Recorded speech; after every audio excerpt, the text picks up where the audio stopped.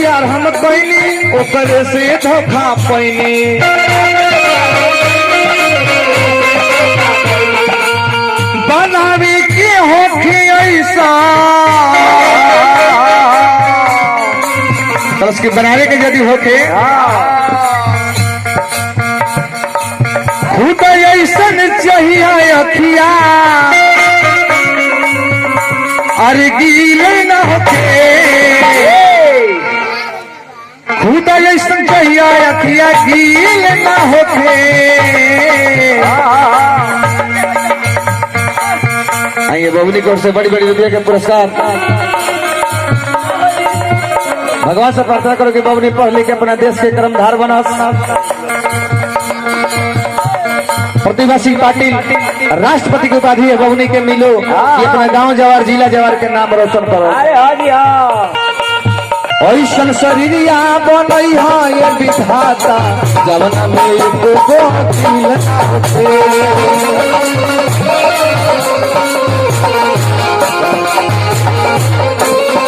ऐसा शरीरिया बनई है ये विधाता जवना में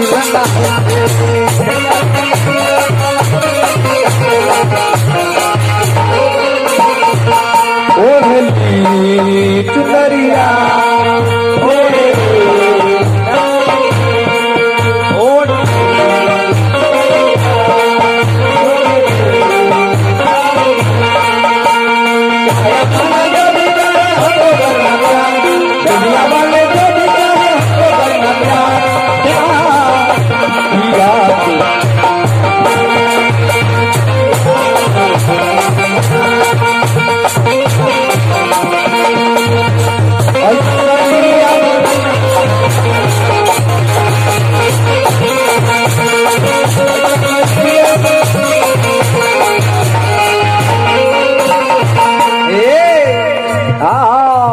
ऐसा शरीरिया बनई है ये विधाता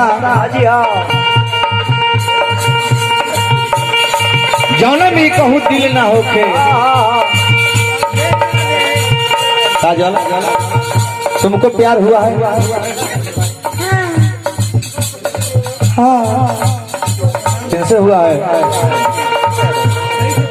किससे हुआ अजय से बस अजय से कौन अजय अजय देवगन से वह लड़का कहता का नैना से प्यार होला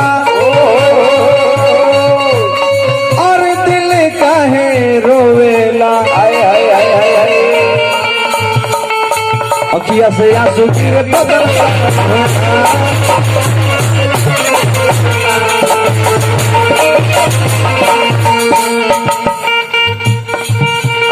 अखिया से प्यार होला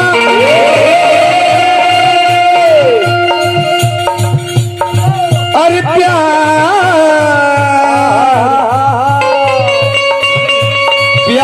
प्यार डॉक्टर साहेब बड़ी बड़ी पुरस्कार देने अखिया से प्यार होला दिल काहे रोवेला नैना से हंसा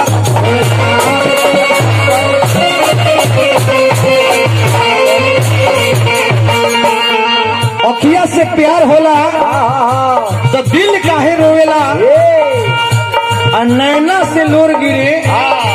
तो सारा देह धोवेला बस के हे विधाता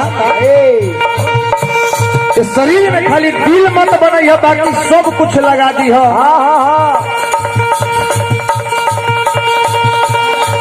लड़का कहता अखिया से प्यार होला अरे दिल काहे रोवेला नैना से लोग सारा देह धोता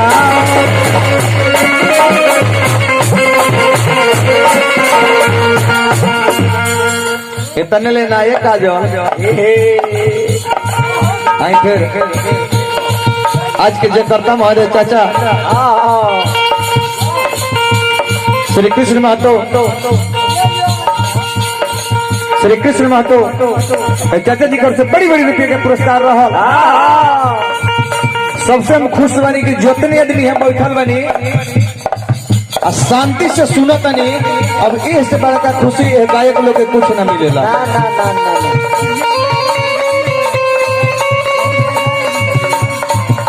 वे लड़का कहता का कहता का ऐसन शरीरिया बनई है विधाता, ऐसा शरीरिया बनई है विधाता जवला दिल ना होते।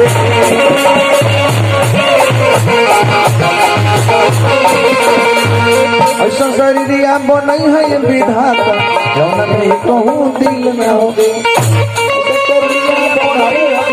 बार तो करे जाए भाई ऐसा शरीरिया बनई है विधाता। बाएं बाएं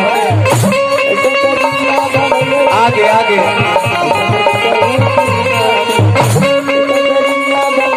बांस बल दिगतिया तनी पीछे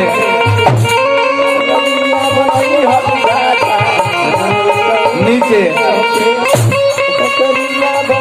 तनी ऊपर तनी के जगह झाड़ के ओकरा के पूरा ऐसा शरीरिया बनई है विधाता। ऐसा शरीरिया बनई है